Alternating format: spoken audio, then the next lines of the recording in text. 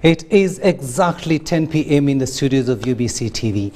Hello there and welcome from me, Rukidi Kiijanagoma, to News Tonight this Monday, the 31st day of October 2022. First though, let's have a look at what's making headlines at this hour.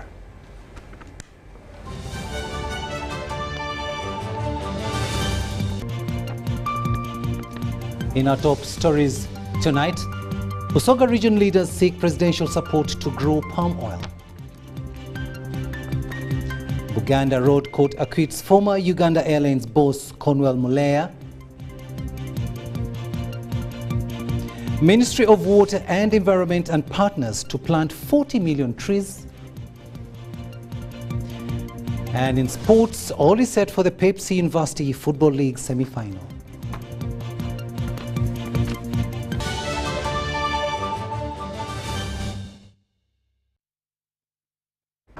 Hello there and welcome once again. We are coming to you live online and on air from Broadcast House here on Nile Avenue.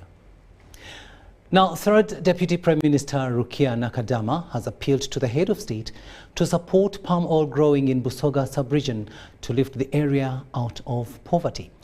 President Yoweri Museveni has expressed willingness to endorse palm oil as opposed to sugarcane growing in the Busoga sub-region. Busoga sub-region in eastern Uganda is known for sugarcane growing, as we hear from our reporter, Henry Okrot. This was Mayuge district in Busoga sub-region of eastern Uganda. President Yoweri Museveni was here to remember the life of Bishop James Hannington at Chono village. Then the concern of fighting poverty in the area started. Now, when I looked at the gardens, I was not sure what is the situation here. I have seen Busomoro Duma. Nebuuza nti abantu bano ekibalo bakikute batya ekyogowo obwavu. Poor enterprise selection was the issue with sugarcane growing, reported to be keeping people in poverty. Busoga okutwaliza agalala ebaire eri mabikado ng'abaana abavubuka boli kuboneeyo boona saawa dino baweesiza emirimu ebikaado biri oti byagire nga bituva mu ngalo. The third deputy prime minister and minister without portfolio, Rukidi Kiijanagoma, appealed to the president for support in palm oil growing. Batusuubiza era ati balina kuyidda batuleetere programu ey'ebinaazi. Aye baboka aliji blessinga. But the president challenged area leaders to formally justify the call as leaders welcomed the idea. Nakadama, you write to me over here, one of you write to me so that I have the file and I say, Nakadama yankobera nti ikemu yebinazi egenda kuwereza omunaku wange wabusoga million abiri awongenda kubawagirira ddala. So we want the blessings of His Excellency the President to allow us to go on with palm oil because it will solve the problem of poverty, especially among the youth who don't have jobs and they cannot grow the cane because they don't have much land. Shifting to palm oil is because he's trying to capture the calculations, the chivalo as he normally refers to it, of what people who have the experience in growing palm oil are telling him that actually palm oil is highly paying than the sugar cane. Palm oil growing is common in Kalangala district with annual economic returns of about 20 million Uganda shillings per 1 acre. Henry Okrut, UBC. And of course, shifting from sugarcane growing to palm oil, we do believe that that's a good venture in as far as Busoga sub-region is concerned. The United Kingdom is set to identify new collaboration areas with Uganda in strengthening health systems. The Director, British High Commission in Uganda, Philip Smith, reveals that the new areas of collaboration will be identified during the 4th Uganda-UK Health Alliance Symposium, due to take place on the 2nd of November this year. During the forthcoming Uganda-UK Health Alliance Symposium, the two partners will identify more collaboration areas in the health sector. Is to provide a platform for showcasing the contribution of the UK-led Global Health Partnership to the Uganda health sector. And the second objective will be to identify priority areas for future partnership between Uganda and the UK in the health sector. Family planning program here covering 7 out of 10 regions in Uganda. By 2023, it will have contributed 5 million couple years of protection and helped avert over 4,000 maternal deaths. Relatedly, government is here to finalize the process to export health workers like nurses to the UK and other countries. But we are trying also to show to WHO that I think we are not really that much in the red zone because we have developed enough human resource capacity here. We have adequate staff, including nurses and the midwives, who are even not fully employed here, and who could avail to get employed in the UK. Miriam Wumcha, UBC News. The Police Traffic Directorate report of October 2022 has revealed 257 deaths out of 1,378 road crashes. While giving this report, the Directorate spokesperson Farida Nampima attributed these crashes to poor conduct of motorcyclists on the road. Statistics presented by the Directorate of Traffic Police of the month of October pins border riders and big truck drivers as the main contributor to the 1,378 crashes registered. Driving without respecting other persons using the public roads and using vehicles which are not in good condition on the road. All the above mentioned, had the drivers on the road taken caution and respected them, we wouldn't have registered those fatalities. A total of 257 lives were lost during the report of October's road accidents, and the ratio indicates 28 people lose lives on a daily basis. Pedestrians should cross roads at only safe designated points, either the zebra crossing or where the traffic lights are, because they permit someone to cross the road, and people should utilize the flyovers. It's a pity that you find people being hit on the bypass. The flyovers are there, you find at Kalere, it is the cows up there. The report shows 33,086 people were issued with the express penalty tickets, where 6,358 for careless driving, 7,278 for driving vehicles in dangerous mechanical conditions, and 1,790 for overspeeding, while 572 were driving while talking on phone. Signs are talking. Those signs talk to you. They tell you what is ahead of you. They tell you what is in the place where you are. People don't respect them.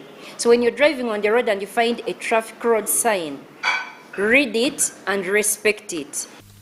Meanwhile, police in Kampala Metropolitan have arrested one Nakaiza Lydia Asimwe, alias Hope, for drug spiking in Kasangati. She's accused of tricking male revelers in different bars and take their belongings.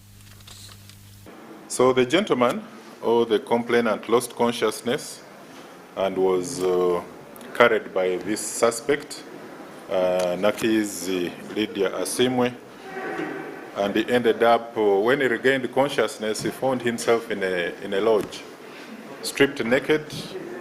ATM cards for Equity and Centenary were stolen. He had allegedly 3 million. But we want to inform people who really go to have good time, both male and female, that drink spiking is a very serious crime, and it is also dangerous.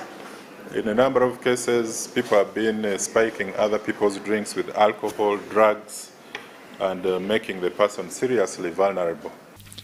At the operations in Kampala Metropolitan, 8 suspects have been arrested in connection to urban robberies.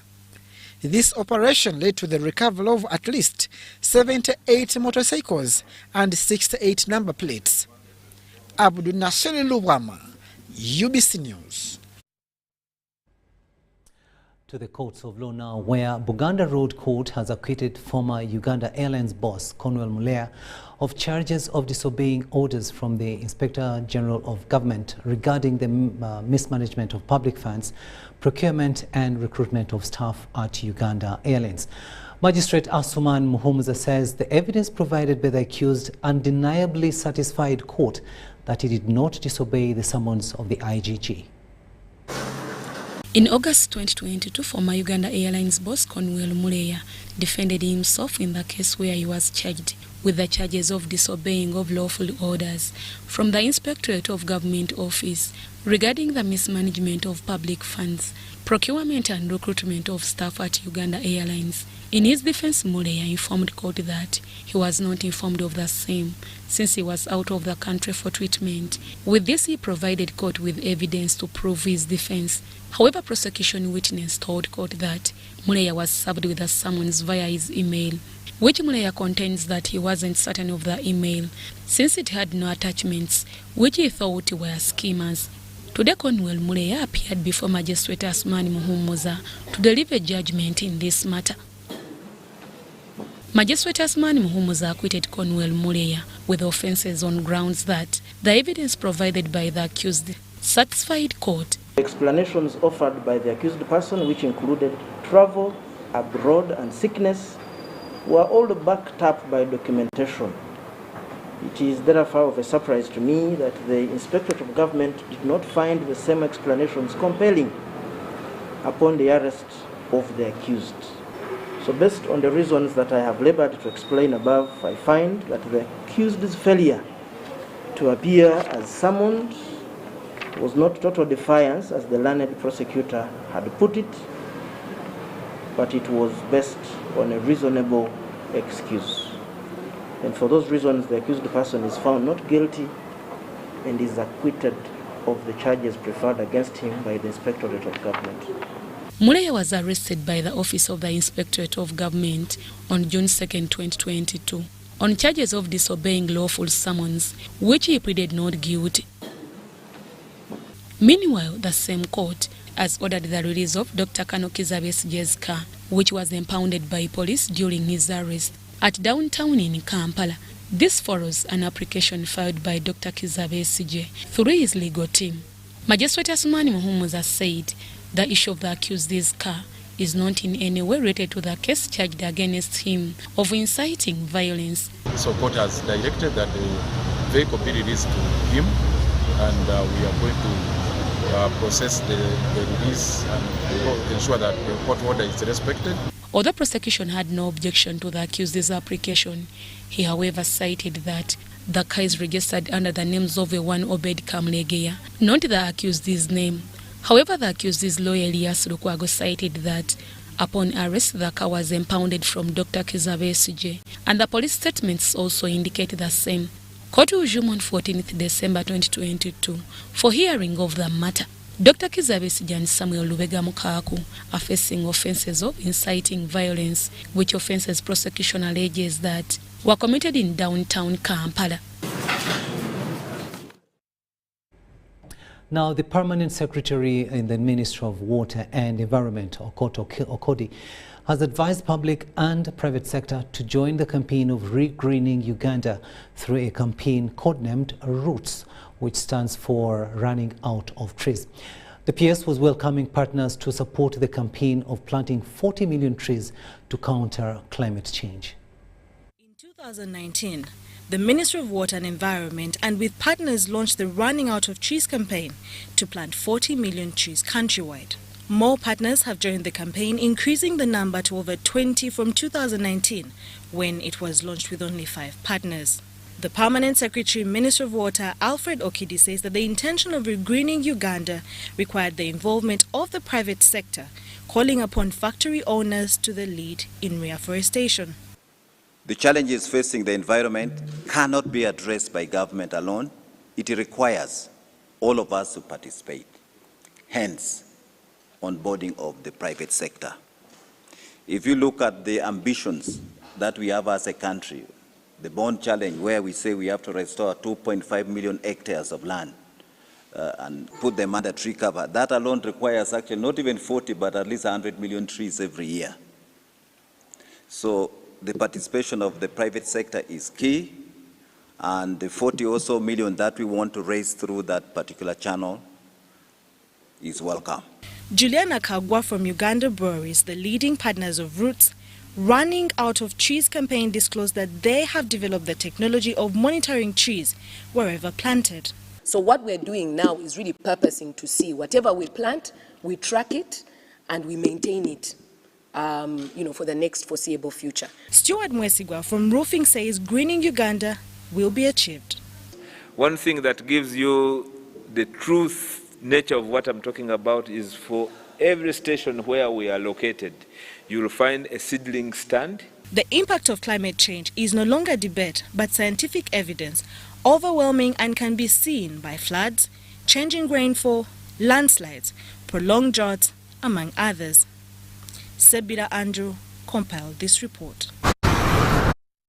16 minutes after 10 in the studios of UBC TV. We'll take a short break and return with much more.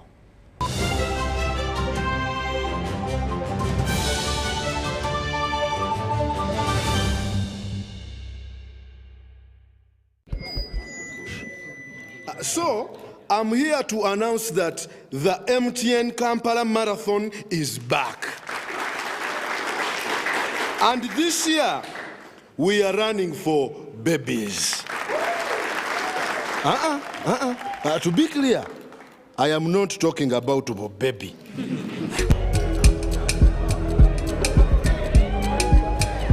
No. And neither am I talking about to be baby.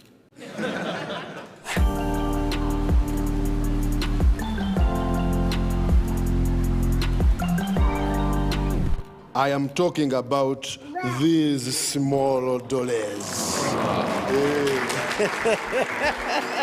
Run for babies in the MTN Kampala Marathon on Sunday, 20th November 2022. Dial *165*77# or use the Momo app to register.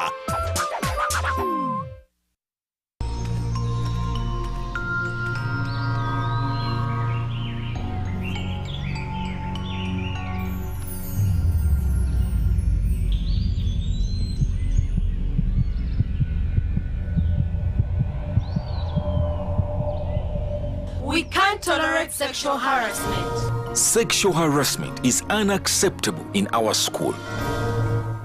Because a good school equals a better life. Raising voices. That's right. The Voice is coming to a city near you. From the 21st of October to the 10th of November, you get a chance to showcase your talent. Prepare a 1-minute MP4 video of yourself singing and upload it to thevoice.africa to register. Make sure you have a valid Airtel number, and if you're shortlisted, you will be contacted to come in for the live auditions. Well, don't just stand there, let's go! Music your passion, Africa your stage. The Voice Africa, connected by Airtel. Welcome to Friends Stadium. Everybody's ready. Wait a second, not everybody. Come on, dude, it's the FIFA World Cup. You're going to lose your seat, the ritual seat, the lucky one. Losing more than a seat, your team is going to lose. Where are you, dude? The match is about to start. Your friends won't hold out much longer. Excuse me. Finally, everything is in the right place. Hey, other hand. And you, do you have everything you need to believe? Meet Professor Petero. He knows something every hustler in UG is gonna love. Oh, see. You see, I was just trying to get the documents to register for Airtel Money. You don't need the documents. You just set to register. Yes, become a safer and more efficient cash-free business today. Easy. Not mixing your business money with your Kameza money. No, that's efficient. Airtel Money. Instant, secure, borderless. The Ministry of Health informs the public that there are confirmed cases of Ebola in Uganda. We, however, urge the public not to panic as the situation is being managed. The Ministry of Health further reminds the public to be on the lookout for any persons who may show signs and symptoms of Ebola. These include high body temperature, abdominal pains, diarrhea, vomiting, bleeding from the body openings such as the nose, eyes, and mouth. Please inform the nearest health worker immediately if you see anyone with these signs and symptoms. To prevent Ebola from spreading further, please take the following preventive measures: regular washing of hands with water and soap, avoid handshaking and hugging, avoiding any contact with any suspected Ebola patients. Any person who dies suddenly should not be buried but reported to the nearest health worker or LC1 immediately. For further information, please call the Ministry of Health toll-free number on 0800-100-066 or send a free SMS to your report on 8500. This message is from the Ministry of Health with support from UNICEF and World Health Organization. MTN joins the people of Keralur to celebrate the 12th coronation anniversary of the King of Keralur, His Royal Majesty Ubim Philip Raoni III in October. At MTN, we believe that we only succeed if the communities in which we operate succeed. And so, we're happy to join the people and well-wishers of the people of Keralur in promoting social cultural programs of the UBIM. Walego Mugisa ni UBIMu ku Keralur.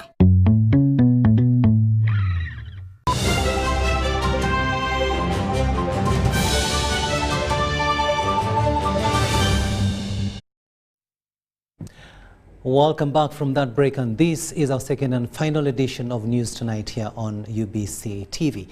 My name is Rukidi Kiijanagoma. Now to the courts of law, where a hearing of the human rights enforcement application filed by the 8 accused persons in the murder of AIGP Andrew Felix Kawesa flopped following the absence of the trial judge Alice Kamhanji. Now we are still working on that story. We'll be giving it to you, but still in the courts of law, the General Court Martial in Machidi has charged and remanded Semogere David Ndugwa on 10 counts of murdering police officers in different parts of the country. Semogere, who was arrested from Nairobi, Kenya, is alleged to be the commander and the mastermind behind the murder of police officers in the case where other 21 persons are facing the same offences. Meanwhile, hearing of the case where 3 people are accused in the murder of Kabagambe Ahewa Japheth, an NRM chairperson for Ntoroko district, has started. Take a watch. Semogere David Ndugwa, 42 years, resident of Kanamba village in Mitiana district, has been charged with 10 counts of murdering police officers in different parts of the country. The case before the General Court Martial is presided over by Brigadier General Freeman Robert Mugabe. Semogere, who is alleged to be the mastermind of these murders, pleaded not guilty to the alleged offences. Statement of offence: aggravated robbery contrary to section 285 and 286.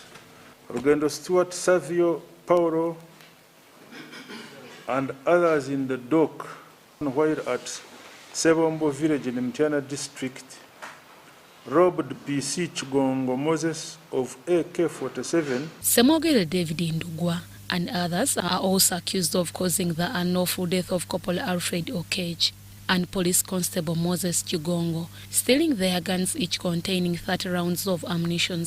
Semogere David is accused with 21 others, who were earlier charged by the same court. The 13th witness, Wingira Jackson, alleged to have pinned Semogere with their colleagues at Nakasengero village, where Corporal Damba Alfred was killed. Gwinentuse kuduka mu dakiika zete zina okuyita dakiika nga 3. Nawulira amasasi mu mangu ddala. Buli omu bw'amala kwate kuba erirye, amasasi geeyongera okuvuga. Wayitawo eddakiika ntono nnyo ku poliisi nga bafulumayo abasajja. Omu yayogera Luswayiri mulanga avunula Luganda. Court will resume on 22nd November 2022 for further hearing.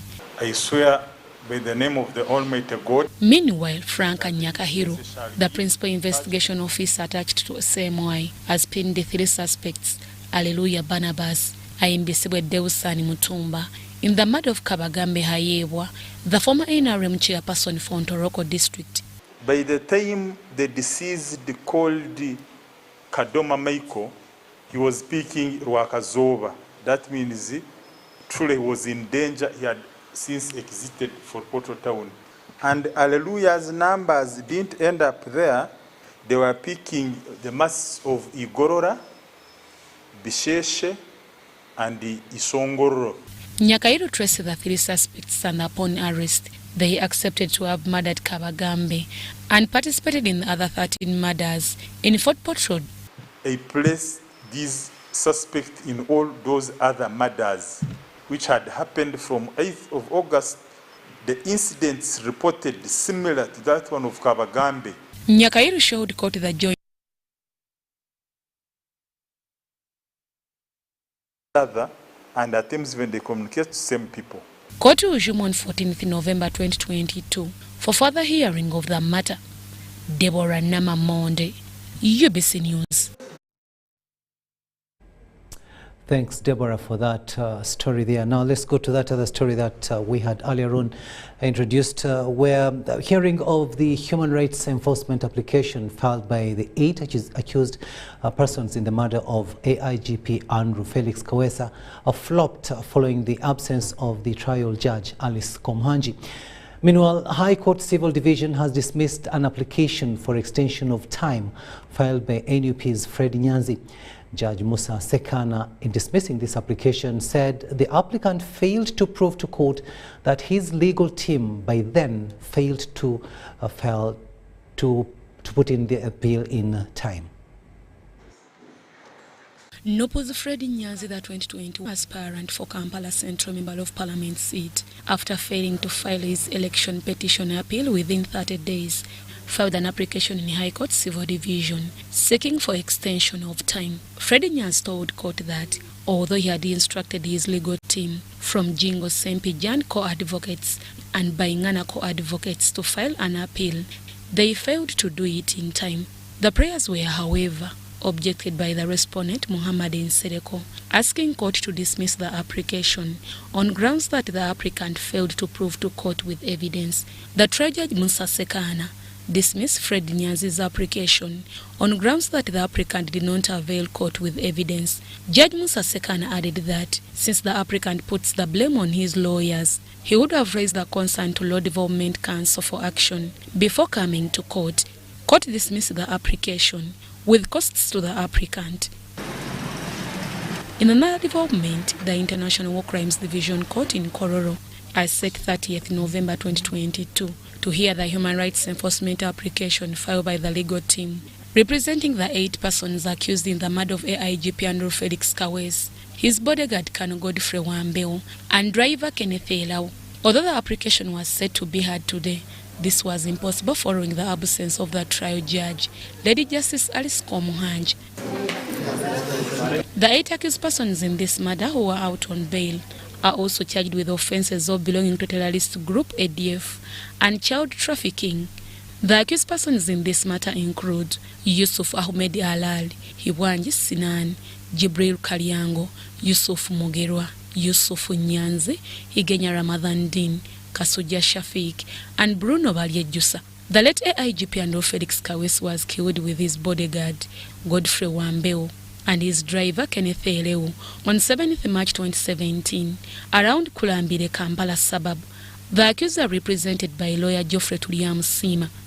Deborah Nama Monde, UBC News. To Moroto District now, where leaders in Moroto District say warriors attacked them following some district chairpersons reporting them to warriors rather, for being spies to the Uganda People's Defence Forces, UPDF. Some councillors raised the matter during a council meeting where they revealed to have survived death several times. There has been division among leaders at the 11th Council of Moroto District for some good time.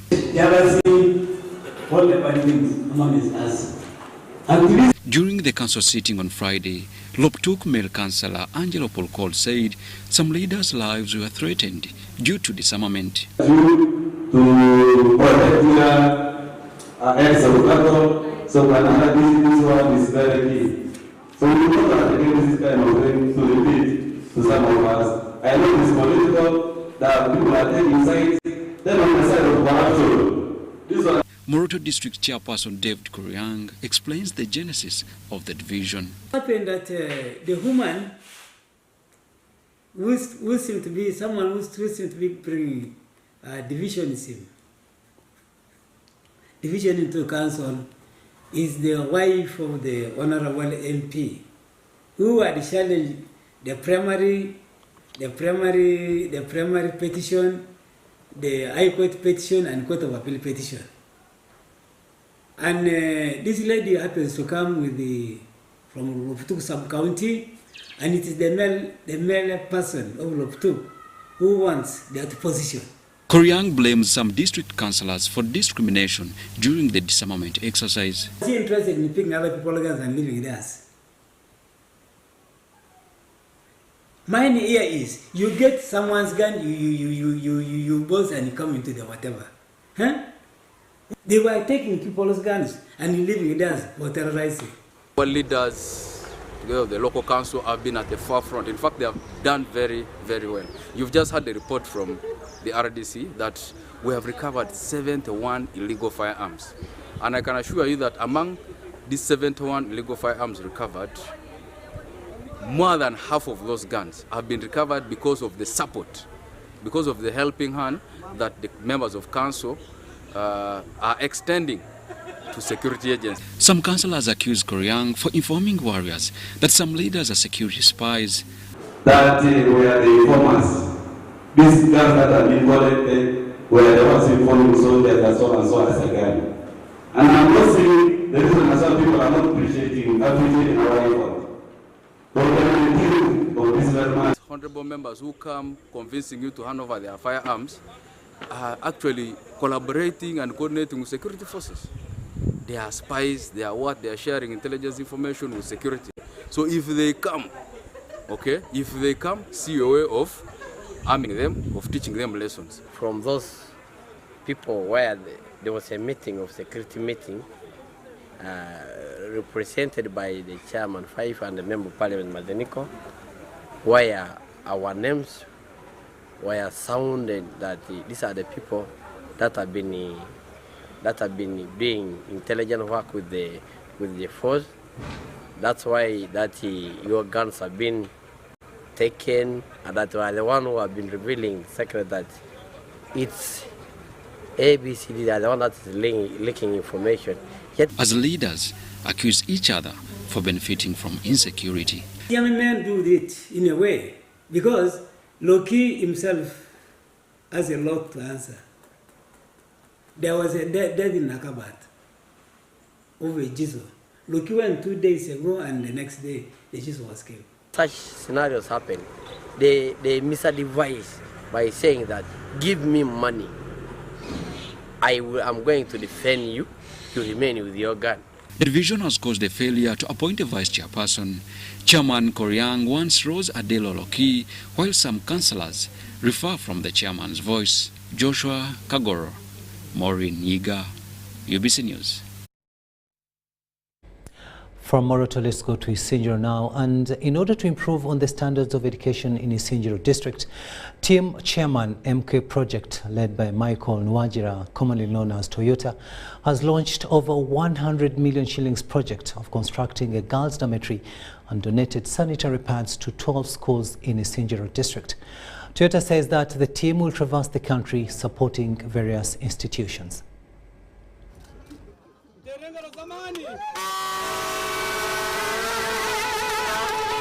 The General Secretary Team MK Project, Namyonga Jackie, has told UBC that the aim of this project is to engage the youth in talent building. We are not stopping.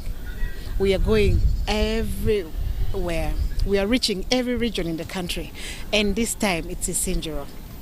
Like we always say, the team chairman is a brand that is there to identify, to nurture and develop any form of talent. It doesn't matter, be it entertainment, be it any nature of sport, right from soccer to boxing, any kind of sport, entertainment, chona chechiri, we are Isingiro District Woman MP Claire Mugumya and Kangagwe Stevens says government will improve the education sector of Isingiro District, where 17 seed schools will be constructed in the district to support the girl child.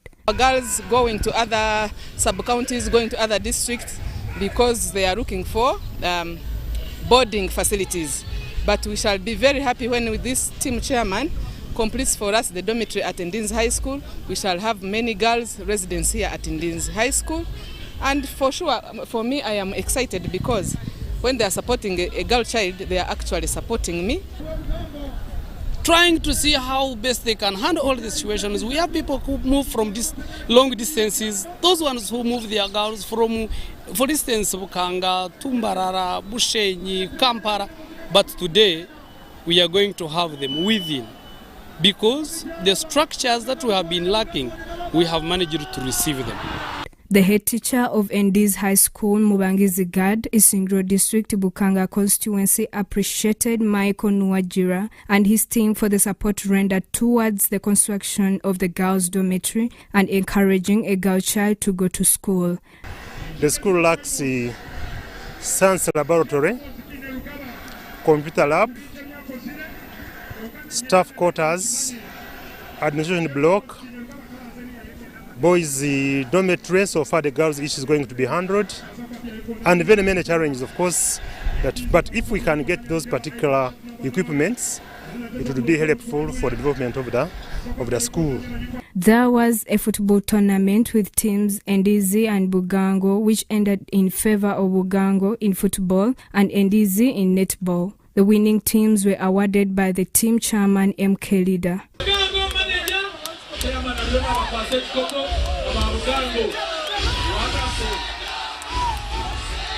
Justin Nakami, Tanaba Kenneth, Isingiro District.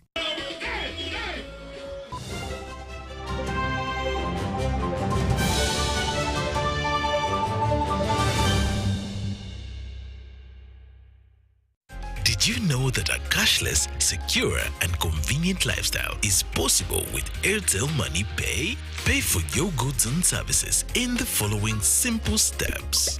Dial *185 *9#. Enter the merchant ID. Enter the amount. Enter payment reference, for example, school items. Please enter PIN to confirm. You will receive a confirmation message for a successful transaction. Airtel Money. Instant, secure, borderless.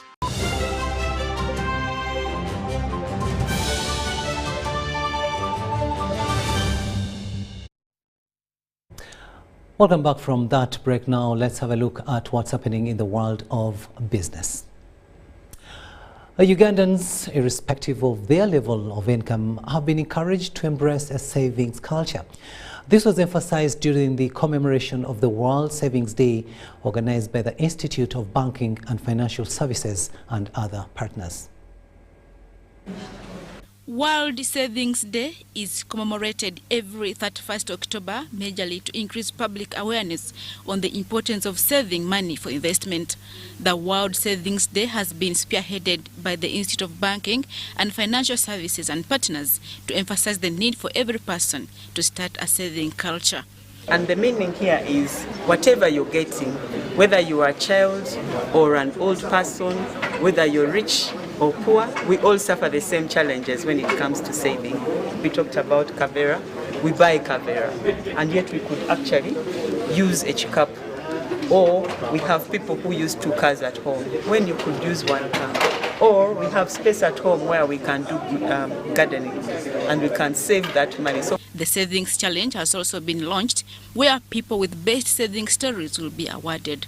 You can clap for him as well. The commemoration of World Savings Day attracted several financial sector players, raising a need to finance the agricultural sector to support the farmers. When they lend them out, we ensure that their credit policies, to a large extent, minimize the crystallization of risks that are associated with lending.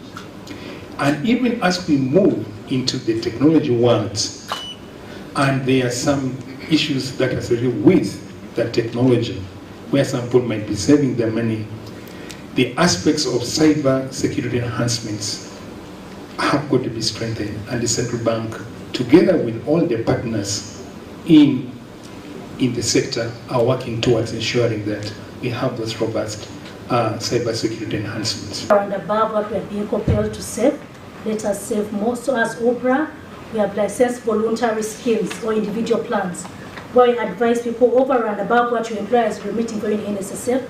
Please take time, take out of what you've remained with, have an additional saving so that in that rainy day, at that time of difficulty, you have something. Statistics from the Deposit Protection Fund show that more than 90% of Ugandans who hold a bank account do not keep more than 1 million shillings on their accounts.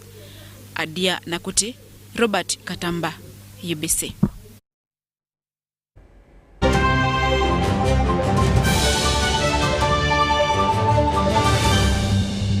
That's right. The Voice is coming to a city near you. From the 21st of October to the 10th of November, you get a chance to showcase your talent. Prepare a 1-minute MP4 video of yourself singing and upload it to thevoice.africa to register. Make sure you have a valid Airtel number, and if you're shortlisted, you will be contacted to come in for the live auditions. Well, don't just stand there, let's go! Music your passion, Africa your stage. The Voice Africa, connected by Airtel.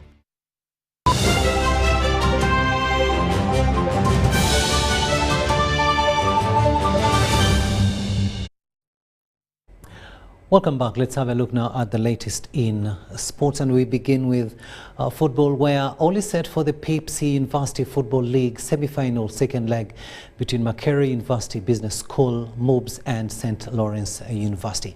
Here is our sports reporter John Bansentamo with more on that. The 2022 Pepsi University Football League is now left with just 3 games, with the first of these this Tuesday as Makerere University Business School hosts St. Lawrence University in the semi-final second leg at Nakawa. Courtesy of goals by Bruno Bunyaga and Michael Kayongo, St. Lawrence University leads 2-1 from the first leg. We are ready for Tuesday's game. We know we are facing a very tough side. As I told you earlier, we are lucky that we managed to get 3 points last time, but we made so many mistakes. We have tried to work on that so that we get into the second leg when we are set. This will be the third meeting between the two sides, with Makerere University Business School dominant in head-to-head, but Coach Ali Zinda calls for a spirited performance. I've lost here 2-1. If we got our home and win 1-0, we are through, so we are going to come all out. I promise my fans we are going to go back, rectify the mistakes and work hard to advance to the finals. Good enough we managed to get an away goal. I think when we go back, we shall work so hard to see that we also come up as victors. Concerning the Tuesday game, we are so much prepared as the team. We have worked so hard with the coaches. We have been in position to rectify the mistakes that really let us down the first leg. The winner will play Uganda Matters University in the final on the 12th of November 2022 at the MTN Philip Omondi Stadium in Lugogo. John Barnes, Sentamo, UBC Tonight.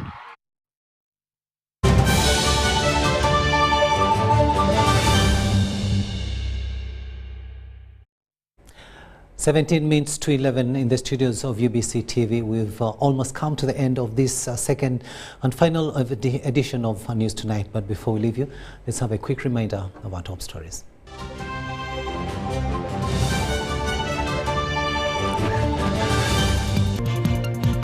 Stories tonight. Busoga region leaders seek presidential support to grow palm oil. Buganda Road Court acquits former Uganda Airlines boss Conwell Muleya. Ministry of Water and Environment and partners to plant 40 million trees. And in sports, all is set for the Pepsi University Football League semi-final.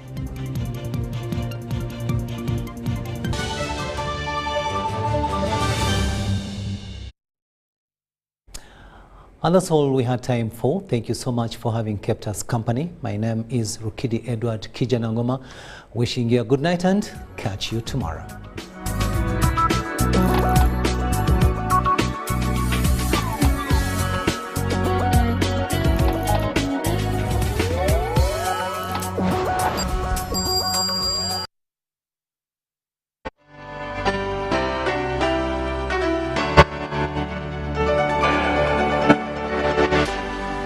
UBC, inspiring Uganda.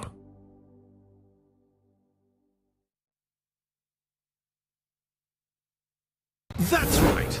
The Voice is coming to a city near you. From the 21st of October to the 10th of November, you get a chance to showcase your talent. Prepare a 1-minute MP4 video of yourself singing and upload it to thevoice.africa to register.